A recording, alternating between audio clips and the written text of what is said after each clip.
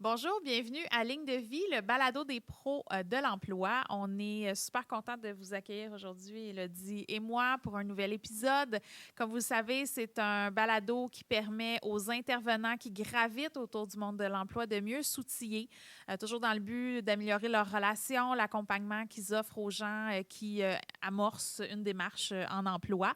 Donc, chaque épisode, on traite de sujets très différents les uns des autres. Et aujourd'hui, Hello, je te laisse le soin de nous parler de quoi on a parlé aujourd'hui. Aujourd'hui, on recevait Inès Gomez, qui est une de nos collègues ici chez Alliance Carrière Travail, qui est conseillère en développement de carrière. Mais aujourd'hui, on prenait vraiment une tangente autre d'un niveau vraiment plus personnel. On est vraiment rentré dans son parcours migratoire. Moi, j'ai eu plusieurs discussions à cet effet avec Inès, bien sûr. C'est ma collègue, je la connais. Mais même encore aujourd'hui, on est allé dans des sujets qu'on n'avait jamais abordés. Tu sais, c'est vrai qu'on... Souvent, on va vite, là, tu sais, avec nos... même si quand c'est nos collègues, on demande, ben comment ça s'effectue. OK, tu sais, on fait le tour vite quand même. Aujourd'hui, on a pu aller un peu plus en profondeur puis aborder aussi des sujets super importants dont je pense celui qui m'interpelle le plus étant de trouver des gens qui nous ressemblent à travers nos parcours. Puis c'est ce qui aide aussi à rendre les parcours plus agréables, plus faciles, puis des fois aussi atténuer un peu la difficulté aussi de faire un parcours d'immigration qui n'est pas tout le temps facile pour tout le monde à différents niveaux, mais aujourd'hui, histoire full positive. Super positive. Puis vois-tu, moi, je connais Inès, mais je pense que moi, j'ai pas eu la chance peut-être autant d'échanger avec elle sur son histoire plus personnelle. Fait que j'ai appris quand même beaucoup de choses. Puis effectivement, j'ai trouvé que c'était une histoire qui... le mot qui me vient, c'est lumineuse. Je trouve qu'elle a une histoire lumineuse. C'est une personne aussi qui est très lumineuse, qui veut, je pense, toujours voir le côté positif des choses aussi. Fait que ça a rendu son témoignage super inspirant, je trouve. C'est vrai. Alors, évidemment, on vous invite à rester, à écouter l'émission, à aussi vous abonner pour écouter toutes nos émissions qui s'en viennent et toutes les précédentes aussi, mais surtout à vous abonner à nos réseaux sociaux pour rien manquer de toutes nos activités, de tous nos événements et aussi sur notre site web alliancect.ca. Bonne écoute! Chaque personne a son histoire, ses défis, ses espoirs. Derrière chaque CV, un monde à explorer.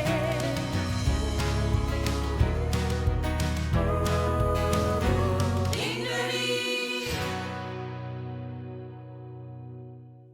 Bonjour Inès! Bonjour Caroline. Bienvenue à notre balado. Merci. On est vraiment content de te recevoir. On te connaît, on te côtoie dans le quotidien chez Alliance Carrière Travail, mais aujourd'hui, on te reçoit comme invité officiel à Ligne de vie. Donc, on est vraiment contente de t'accueillir dans notre nouveau petit chez nous studio. Ouais. Très joli, dans notre studio. On commence toujours l'émission avec notre premier segment. Grâce à l'intelligence artificielle, on l'aime bien quand même, malgré qu'on pourrait en discuter une émission prochaine, des hauts et des bas. On pourrait. Mais des fois, franchement, c'est quand même le fun d'utiliser l'intelligence. Et on t'a donc sorti ton archétype professionnel. Là, Inès nous regarde avec des yeux, pour ceux qui nous écoutent, là, avec des yeux tout plissés, genre, où est-ce qu'elle s'en va avec ça? On lui a demandé sa date de fête sans lui dire pourquoi, et c'est maintenant qu'on le dévoile. Voilà, toujours bizarre. Date de fête, ton prénom et aussi ton poste pour te créer ton archétype, que je vais te lire, si ça va comme suit. Donc, il te nomme comme étant la catalyseuse d'élan. Et après ça, tu pourras nous dire si ce portrait-là te ressemble ou pas du tout. On apprendra en même temps encore plus à te connaître qu'on te connaît déjà. Mais pour les gens aussi qui nous écoutent, ça leur permettra d'apprendre à te connaître. Inès incarne le feu du renouveau. Guidée par son énergie de bélier, elle agit comme une véritable catalyseuse de mouvement pour les autres. Dans son rôle, elle inspire la prise d'initiative, aide à briser l'inertie et transforme les hésitations en actions concrètes. Elle ne se contente pas d'accompagner, elle propulse.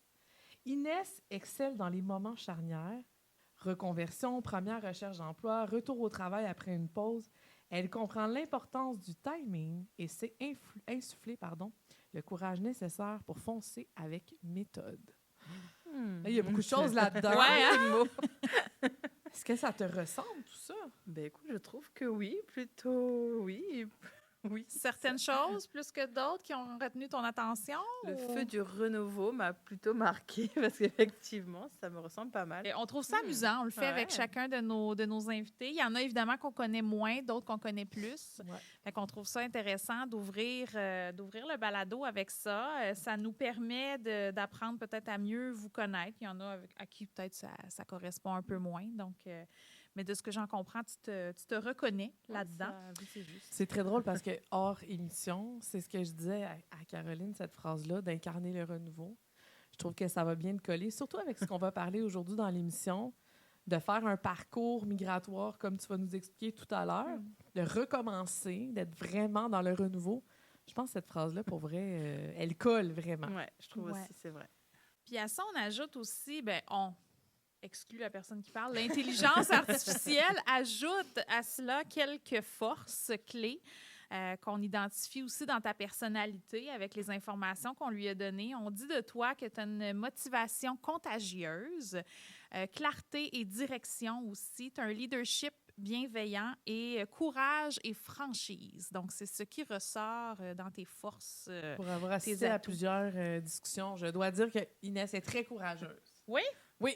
Elle a C'est des... gentil. Souvent, elle est extrêmement franche, bien sûr, mais de façon très positive. Là, hein. La franchise, des fois, étant vue comme pas très positive, mais là, c'est très positif. Puis elle est très, très courageuse dans sa façon d'aborder des fois des enjeux et même des fois de débattre. Ah, ben, C'est une intéressant. très bonne débatteuse. Hein? C'est gentil. Puis-je prendre rendez-vous pour débattre avec toi? Avec plaisir. C'est vrai, ça. Ah, ben c'est super intéressant. Autre chose qui est intéressante aussi, c'est de te connaître sur le plan personnel aussi. On t'invite aujourd'hui pour ça, pour parler, entre autres, de ton parcours, de vie plus personnelle. Donc, on avait envie de t'entendre, en fait, là, au niveau de l'immigration, de ton intégration, ton accueil, ton arrivée, installation, tout ça au Québec, de connaître ton parcours, puis éventuellement de voir aussi en quoi cette expérience de vie personnelle-là te sert au quotidien dans le cadre de ta profession aussi, avec les gens qui passent par le même cheminement que toi aussi. Fait que d'entrée de jeu, écoute, j'ai envie juste de te laisser la parole puis de nous résumer un petit peu ton arrivée ici, comment ça s'est passé, dans quelles conditions, contexte t'es arrivé dans notre beau Québec. Notre Québec frette. Ouais, ça dépend quand on arrive. Hein? Ouais, Ouais. Je suis arrivée en août, donc ça va. Ah, Mais- bon, c'est correct. OK. Donc, ça fait maintenant plus d'1 an que je suis arrivée. Donc, en août, justement. C'était quelque chose qu'on avait prévu depuis plus d'1 an. Entre l'idée qui a immergé, on va dire. Mhm. Puis le temps de s'occuper de tout ce qui est administratif, etc. Quand on est arrivé, est-ce que je vais directement là où on est arrivé? Oui. Ouais, ça y est. Donc, on est arrivé à Lévis. OK. Parce qu'on était passé par un organisme qui nous avait dit que ce serait par rapport à comment on voyait notre futur foyer, donc ce serait la ville idéale. Mhm. Donc c'est là qu'on est arrivé, qu'on a été très bien accueillis, je peux pas dire le contraire. Et voilà, en gros, j'espère que c'est pas trop rapide, mais en gros, c'est Mais je trouve ça. ça super intéressant, l'organisme. Cette question-là, j'ai jamais travaillé non plus dans un organisme qui accueille des immigrants, mais je trouve ça super intéressant d'avoir cette question-là. Toi, t'envisages de vivre comment? Comment tu vois les choses? Donc, cette ville-là, ou en tout cas, parce que c'est vrai que le Québec, c'est tellement grand, c'est tellement différent. Chaque région a ses Exact. particularités, ouais. Fait que je trouve ça super intéressant. Puis j'ai envie de te demander, mais qu'est-ce que tu leur as dit pour atterrir à Lévis, là? Je suis super curieuse. Alors, il faut savoir que pour remettre dans le contexte, avant d'immigrer, on a quand même voulu venir en vacances pour déjà OK. se faire une idée. Donc, on était venu 1 mois au Québec. Donc, on avait fait comme 1 semaine à Québec, puis 2 semaines, près de 3 semaines à Montréal. Ça n'a fait que confirmer le fait qu'on voulait vivre au Québec. Mais effectivement, comme tu as dit, le Québec, c'est très vaste. Et les Mhm. deux nous avaient beaucoup plu. Mais comme on venait d'un endroit comme en Guyane, on n'a pas ça manque d'activité, ça manque de dynamisme. Donc, on voulait quelque chose quelque chose qui soit un peu entre les deux. Donc, cet organisme-là, quand on leur avait expliqué ça, qu'on voulait quelque chose de dynamique, mais pas trop ville comme Montréal, surtout par rapport aux enfants. Je pense qu'on aurait été d'ailleurs deux célibataires, du coup, non, mais on aurait été deux adultes sans enfants. Je pense que Montréal aurait été super. Mais avec les enfants, non. Un entre-deux, là. C'est Ouais, ça, là, c'est vous ça. arriviez à combien d'enfants? 3. 3 enfants, C'est donc ça. vous arriviez à 5. Là. C'est C'est ça, pas la même oui. chose que d'arriver seul ou d'arriver avec En un couple. conjoint. C'est ça. On arrive aussi avec des enfants qui sont à l'âge d'aller à l'école. Oui, le plus grand primaire. OK. Donc, quand on est arrivé, il était en 6e année. Et après, les 2 petits, non, de garderie. OK. Mais Donc, quand même, donc ça vous fait quand même 2 réalités à considérer, garderie C'est ça. et école, en plus. Exactement. Donc, nous, ce qu'on vous avait dit, c'était que Lévis était justement l'entre-deux parfait. Donc, tout à côté de Québec, qui est plus dynamique que Lévis, certes, mais où les loyers étaient plus abordables, etc. Et du coup, de fait, pas très loin de Montréal, 3 heures, mais pas si loin que ça. Donc, voilà comment on a atterri finalement à Lévis. Et vous êtes resté là pendant combien de temps? Précisément 6 mois ou à novembre. C'est quelque chose comme OK. 6 mois, à peu près. Ça a été quoi l'élément déclencheur qui a fait que vous avez décidé de partir? Parce qu'après 6 mois, tu sais, c'est peu de temps, en fait, tu sais, pour s'adapter à une nouvelle communauté, nouvelle réalité de vie. Donc, y a-t-il un élément déclencheur qui a fait que là, vous avez remis en question le choix de la ville, puis vous êtes venu vous installer dans notre coin de pays à nous? Outre le fait que Montréal, c'est franchement mieux que Québec. Non, c'est pas vrai. Ah, on part un débat. Je me repasse des balles, j'ai bien compris Je que rigole. c'était délicat. Oui. Grand débat du Québec. Là. C'est Oui. sans parler du hockey, de ce que j'ai Oui, compris. c'est ça. Oui, mon Dieu, Ouais. oui. Mais en fait, nous, honnêtement, en tant qu'adultes, et même les petits, pour vrai, c'était vraiment très bien. On a vraiment rencontré, pour le coup, des personnes très gentilles, très bienveillantes, parce que je suis tombée en panne de voiture, j'ai fait des courses toute seule avec la petite. Des gens nous ont aidés vraiment sans nous connaître. Bref. Mais c'est le grand à l'école, lui, qui avait plus de difficultés à s'intégrer, qui a rencontré des élèves moins bienveillants, on va dire, du fait que mes enfants sont métis. Donc, il y avait des remarques par rapport à ça. Et je considère que ça aurait pu être mieux géré par l'école. Et puis, mon fils, chose qu'on n'avait pas prévue, lui, il souffrait du fait que, de par la ville, il y avait moins de diversité. Donc, nous, on en avait conscience. Mais pour lui, c'était difficile. Il avait besoin, je pense déjà que c'était compliqué pour lui d'aller à 8000 km de sa maison initiale. C'était compliqué pour lui de ne pas retrouver des personnes avec qui il pouvait parler de ça, justement, qui pouvaient le comprendre. Qui lui ressemble, tout simplement aussi. Exactement. Là. Et ça, on ne l'avait pas prévu, mais pour lui, c'était vraiment compliqué. Donc, c'était un gros down pour lui, vraiment. À l'école, ça s'empirait avec les élèves. Donc, on s'est dit, c'est soit on continue encore jusqu'à la fin de l'année, mais là, il allait vraiment pas bien. Il allait voir une TES.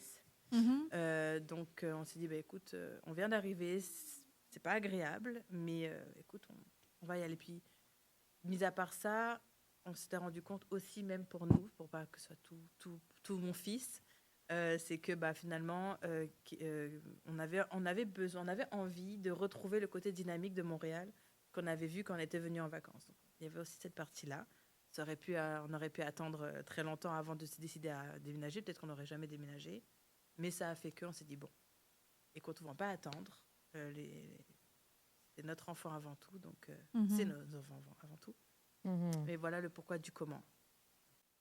Et quand vous êtes arrivé ici, est-ce que autant ton conjoint que toi aviez un objectif professionnel clair ou s'il y avait plusieurs avenues? Tu sais, je ne sais pas, est-ce que toi, tu avais déjà étudié au niveau du développement de carrière? Est-ce que, tu sais, votre profil, est-ce qu'il ressemblait à ce dans quoi vous êtes atterri professionnellement au Québec? Moi, je faisais exactement la même chose OK. que je fais aujourd'hui avant. Avant qu'on immigre, j'avais déjà commencé à envoyer des CV, à contacter des employeurs. Sauf que c'était un peu vaste parce qu'on s'était dit Lévis, mais par rapport aux opportunités professionnelles, on s'est dit qu'on irait s'établir là où on trouverait finalement. Sauf que du fait que j'étais pas arrivée, etc., que beaucoup d'employeurs avaient besoin là, Donc, ça n'a pas abouti. Donc, on s'est dit qu'on allait arriver comme à Lévis, puis on verrait. Donc, voilà, moi, je savais qu'il y avait il y avait de la recherche. Je savais que les profils correspondaient, puisque, encore une fois, il y en a qui étaient prêts à m'embaucher, juste que je n'étais pas arrivée, que j'allais arriver dans trop longtemps par rapport à leurs besoins. Mon chéri, lui, c'est plus simple, vu qu'il a son entreprise. Il continue juste à travailler pour son entreprise. Donc, lui, c'est comme...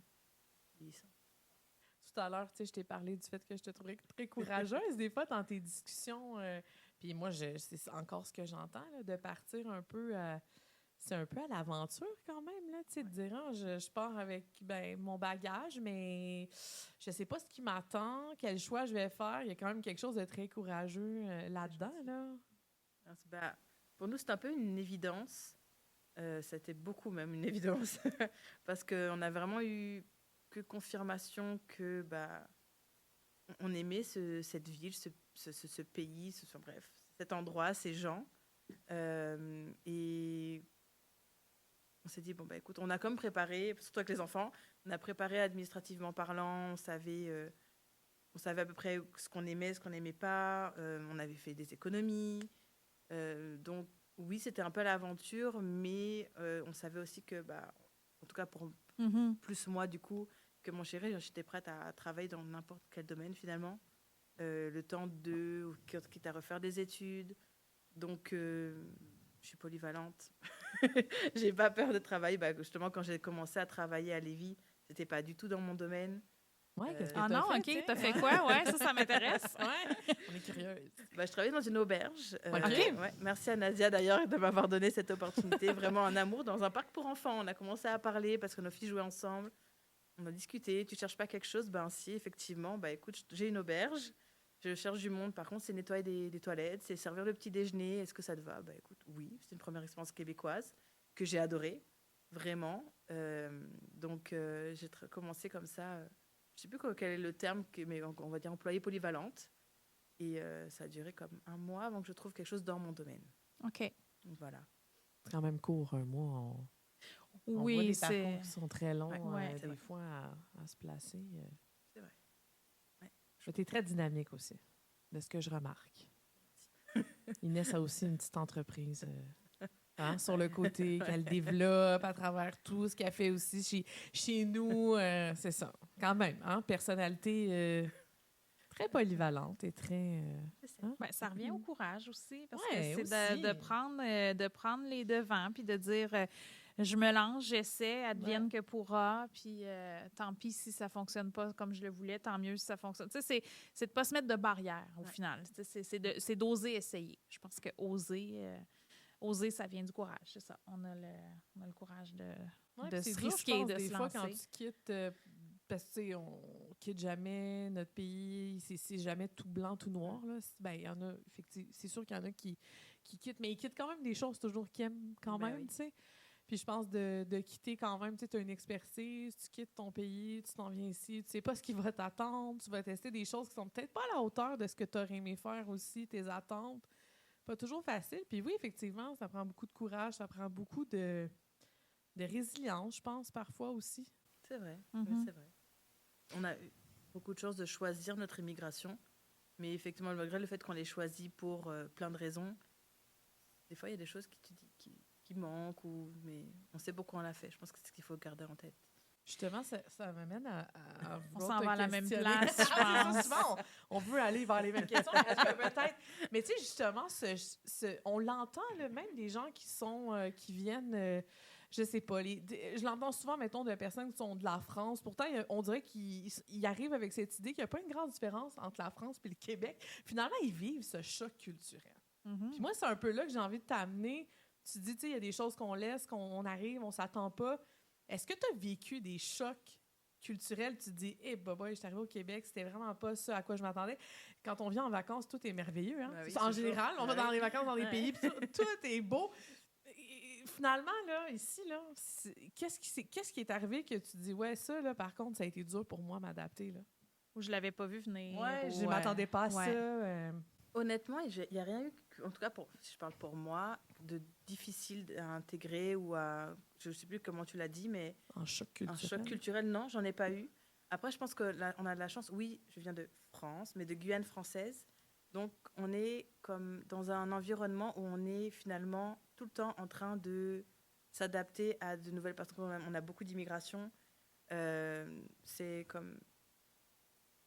très, comment dire ça? Comment je pourrais trouver le mot? Mais on s'habitue, finalement, comme je dis, c'est multiculturel par rapport à l'immigration, donc peut-être qu'on a, je sais pas. Tu as développé probablement certains réflexes dans ta vie. C'est ça. D'être ouverte à d'autres cultures, d'accepter d'apprendre des choses presque au quotidien, je dirais, à force de rencontrer des personnes issues de cultures différentes. Fait que tu es arrivée un peu avec cet avantage-là dans ta petite poche d'en arrière, de dire, j'ai déjà beaucoup d'ouverture aux autres cultures, tout ça. Donc, probablement que ça t'a aidé Comme ça, c'est très bien résumé, oui. Je présume, là.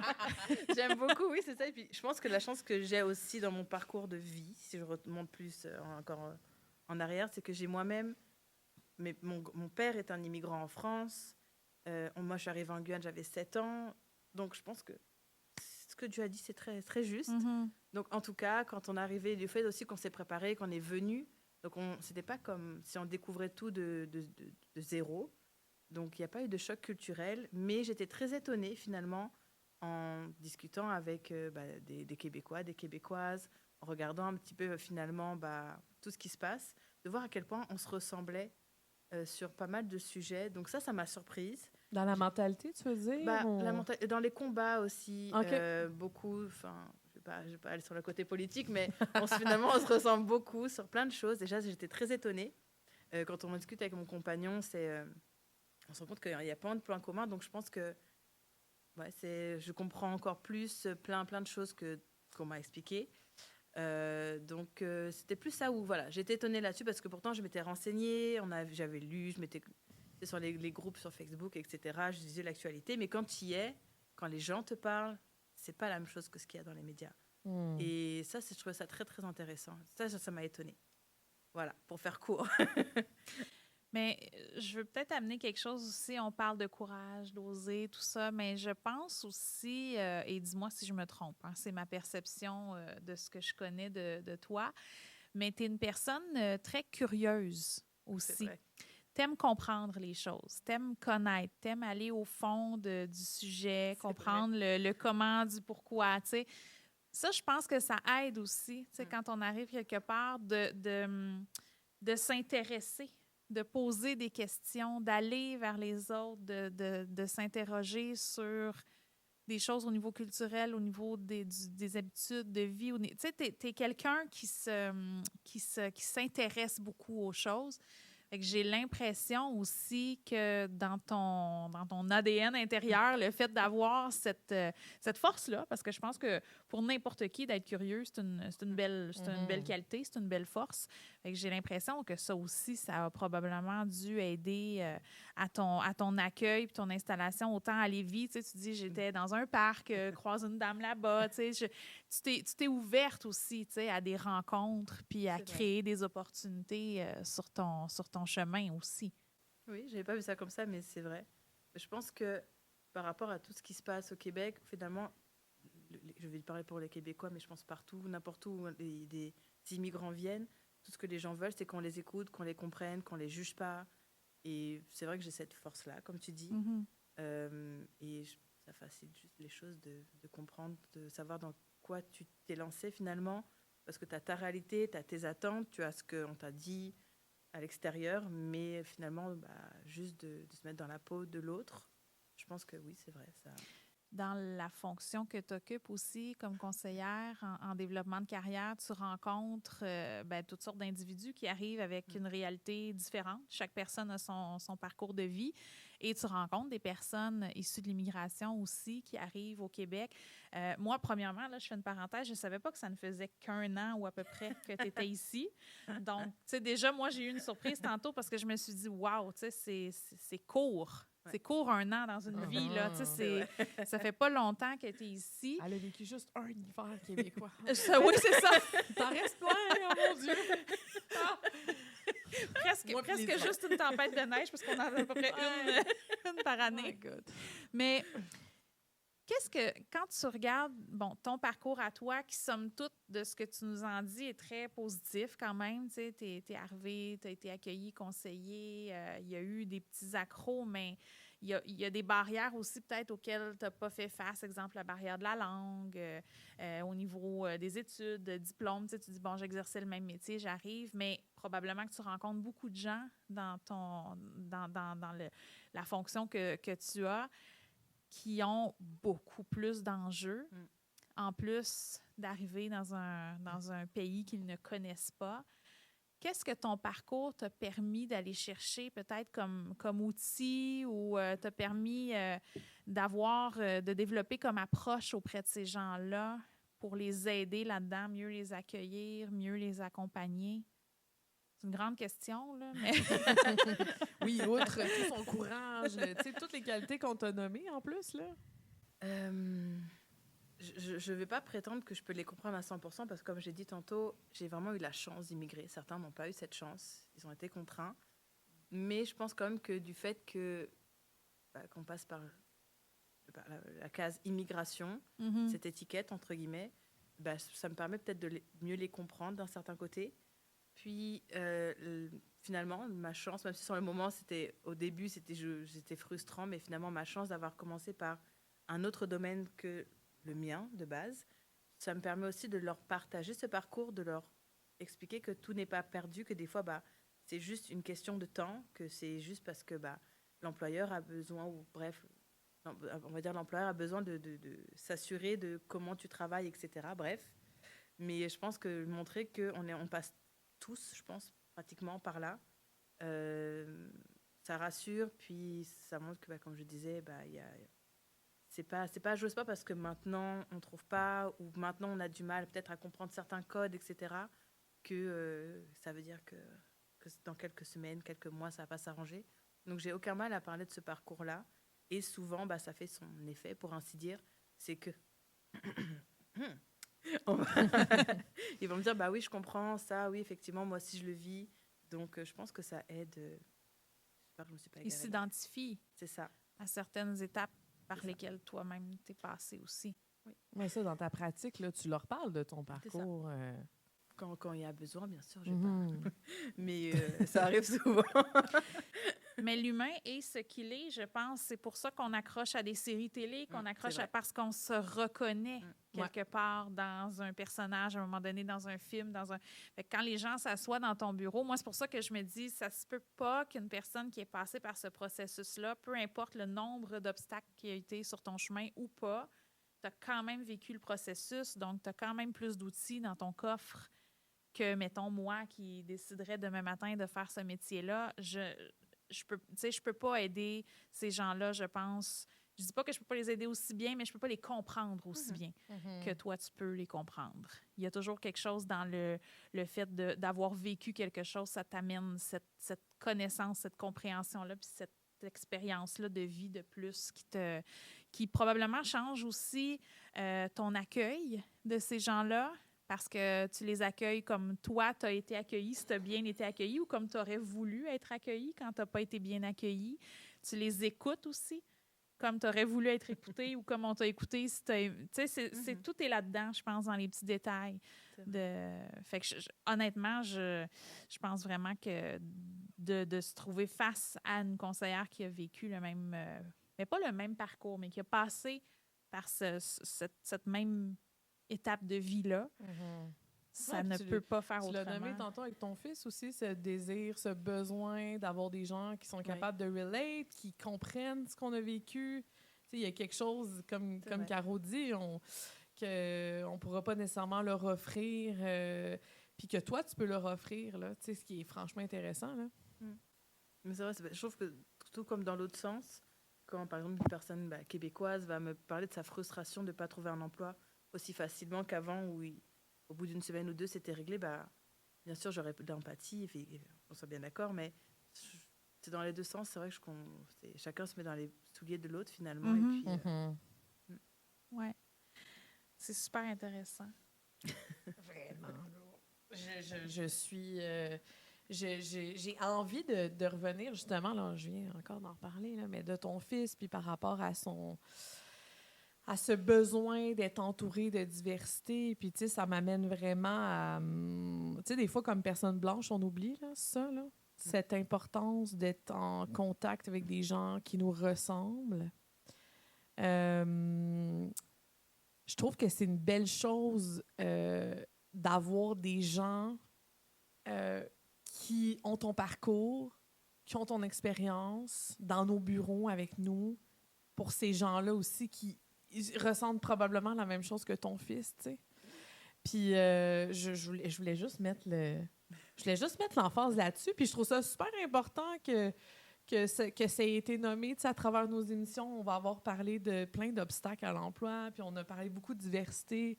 Pour ceux qui vont nous attraper, vous pouvez écouter nos épisodes d'avant, là, mais... Ou d'après. D'après. Ben oui, continuer, évidemment. Mais c'est ça, je trouve que j'avais juste envie de remettre l'emphase sur cette partie que tu nous as partagée de ton fils. Je trouve ça super important, puis je trouve ça beau, qu'on puisse les accueillir aussi dans un même genre de contexte. Tu sais, d'avoir des gens qui sont, à travers notre équipe, qui sont des gens racisés, qui sont des gens qui ont des parcours d'immigration, etc., etc. Je trouve ça super important qu'on puisse offrir à notre clientèle des gens qui leur ressemblent, des gens qui les comprennent. Puis, ben, des fois, ça prend la bonne conseillère, le bon conseiller. Puis, même si moi, je voudrais faire toutes les clientèles, je pourrais jamais. C'est ça la beauté de l'intervention, je pense, des fois aussi de... Puis on est humain, donc il y a des matchs qui se font aussi des fois plus naturellement que d'autres. Possiblement, même probablement à cause de ça, parce que forcément, il y a comme une connexion qui s'installe plus facilement quand on sent qu'on a des similitudes dans nos parcours, dans nos enjeux de vie personnels ou professionnels. Tu sais, quand on sent qu'on ressemble un peu à quelqu'un puis qu'on vit les mêmes challenges, on dirait que ça nous... Bien, c'est ça nous réconforte, je pense, parce qu'on sent qu'on n'est pas tout seul. Tu sais, on n'est pas tout seul à faire face à ces obstacles-là. Puis, je fais du pouce aussi sur ce que tu dis, dans le sens où nous, on accueille une personne chez Alliance Carrière Travail, mais cette personne-là, elle n'arrive pas seule. Elle arrive comme toi, tu sais, des fois avec ou sans enfant, avec ou sans conjoint, mais puis même si la personne arrive seule, elle a un passé dans lequel elle avait probablement des amis, une famille qu'elle a laissée. Donc, elle arrive ici. Tu sais, il y a tout un environnement puis une communauté aussi autour de la personne qu'on reçoit. Fait que je trouve ça intéressant aussi de se pencher sur le fait qu'il n'y a pas que la personne qu'on reçoit qui vit des enjeux, mais souvent, comme toi, tu es arrivé avec ta famille, puis il y a des gens de ta garde rapprochée, si je peux dire, qui ont vécu des enjeux, puis d'être capable de les comprendre, de poser des actions pour venir pallier à ça, puis dire, bon, ben qu'est-ce qu'on identifie comme solution aussi.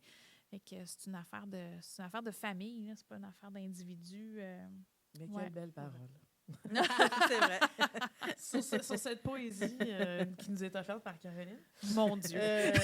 J'ai envie pour quasiment terminer cette émission déjà, si tu pouvais t'adresser à la toi du moment où tu es arrivé au Québec, qu'est-ce que tu lui dirais? On recule un an en arrière, c'est pas si pire, là. C'est ça va quand même. Mais quand même, après un an, le constat et tout, qu'est-ce que tu lui aurais dit à cette personne? Oh, wow!